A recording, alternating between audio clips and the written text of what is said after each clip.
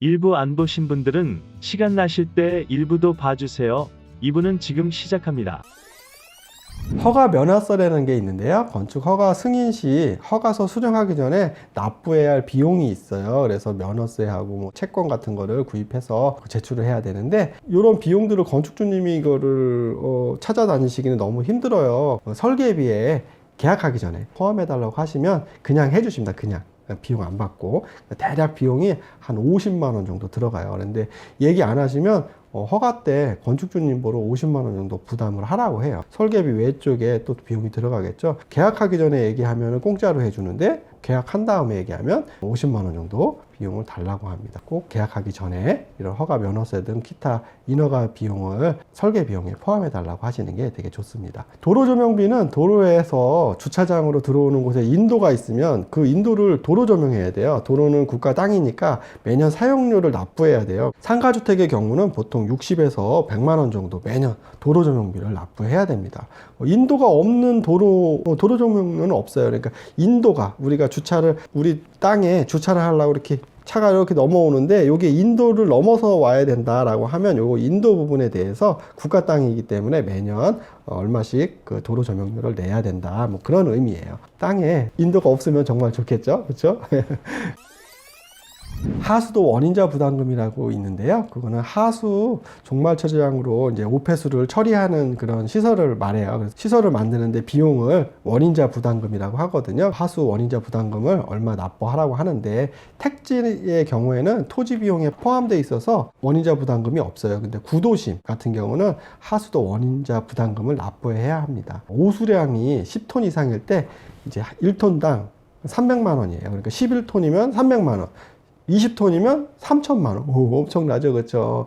그래서 상가주택 같은 경우에는 10톤 미만인 경우가 많은데 300평, 500평, 뭐 1000평 이렇게 넘어가면은 오수량이 뭐 20톤, 30톤 되는 경우가 있어요. 그래서 어떤 경우는 뭐 원인자 부담금을 억대로 내시는 분도 있어요. 그런 것도 잘 알아두시면 좋을 것 같아요. 그래서 조그만 건물이면 뭐 11톤이다 그러면 그 용도를 변경해서 10톤 미만으로 설계를 해서 준공을 낸 다음에 하수도 원인자 부담금 없이 준공을 보고 나중에 정화조 뭐 청소를 뭐 1년에 2번 하겠다 뭐 어떻게 해서 원인자 부담금 없이 오수량을 조금 늘리는 방법이 있는데, 그건 약간 편법이라 지금 다 알려드리기는 좀 곤란하고요. 그리고 상수도 인입비가 있습니다. 근생용과 주거용으로 나눠서 계량기를 신청해야 되고요. 근생의 경우는 뭐 보통 15mm 하는데요. 상가주택의 경우 300만 원 정도 하고, 상가 전용 건물, 근생 전용 건물, 빌딩 같은 경우에는 보통 25mm에서 32mm 하는데 400에서 한 600만 원 정도 합니다. 상가주택의 경우는 주택은 25mm를 인입을 해야 되거든요. 위에 가구수가 많아서. 그래서 한 400만 원 정도 합니다. 비용을 근생이랑 상가주택의 경우는 보통 15mm 하고 25mm에서 상수도 인입비가 한 700만 원 정도 들어갑니다. 수도권에는 세대별 고지서가 또 나와야 되기 때문에 세대별 계량기를 설치해야 돼요. 그래서 한 세대당 계량기 값이 한 60만 원 정도 해요. 그래서 지자체마다 틀린데, 지방은 아직도 세대별 계량기를 설치 안 해도 되는데 수도권에는 웬만한 시도는 다 세대별 계량기를 설치하게끔 규정하고 있어요. 그래서 그런 비용이 들어간다라고 보시면 되고요. 도시가스 인입 비용은 상가용, 주거용으로 개별 신청을 해야 되는데요. 상가는 호실당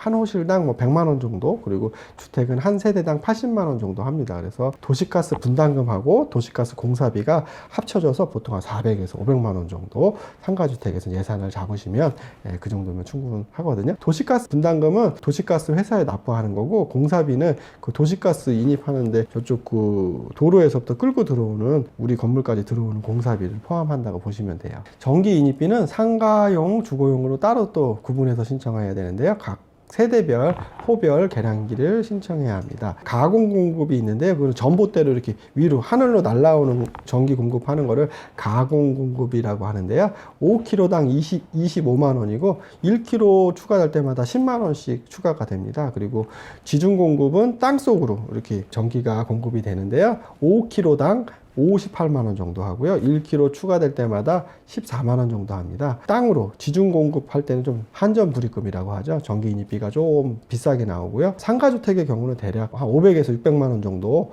예산 잡으시면 전기 인입비가 부족함이 없을 거예요.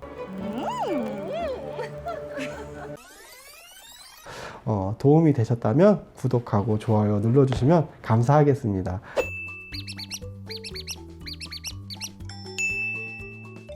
말이 좀 버벅버벅 되죠? 죄송합니다.